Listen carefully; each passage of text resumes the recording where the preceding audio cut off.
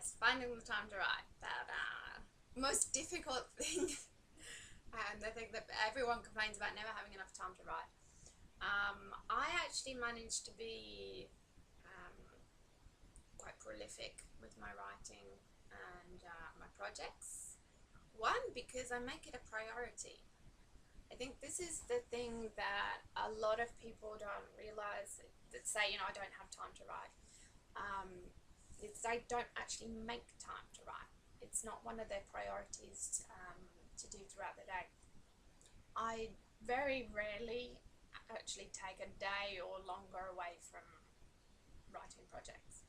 Even if I don't actually sit down to write and do a proper writing session on it, then I will sit down and I will brainstorm something, or I will sketch out an idea or something.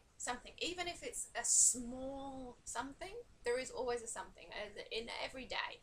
I will occasionally take the day off, for example on a Sunday when we're all together as a family and things, but as a general rule, I always make time. Even if it's 5 minutes out of the day, I will always have time to do something which is writing related.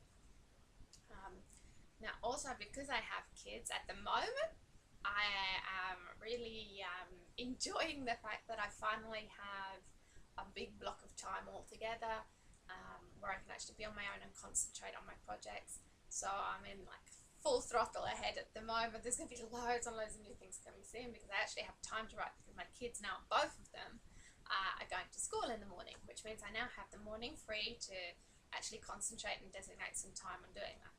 Which, as a mum, you will discover is you don't actually have the whole morning, because you have errands to run and everything else. But anyway, it's easier for me to find a time slot where I'm actually by myself, and therefore I can actually get more done in a short span of time, because I'm not being interrupted constantly. When I do have the kids around, for example this summer, I was still working on my projects and things, even though I had 3 kids around, the cousin as well. But I involved the kids in the projects where possible, or when the kids were happily playing or maybe watching a cartoon, then I would sit down and I would get some done. Or when everyone's in bed in the evening, then I would sit down and I would have an hour or so on my computer before going to bed. It's one of those, even if you are tired or whatever, you can make the options like, okay, do I watch a film on TV, or do I sit down and outline a book? I think the people who are actually sort of serious and are actually sort of born to be writers will pick the latter.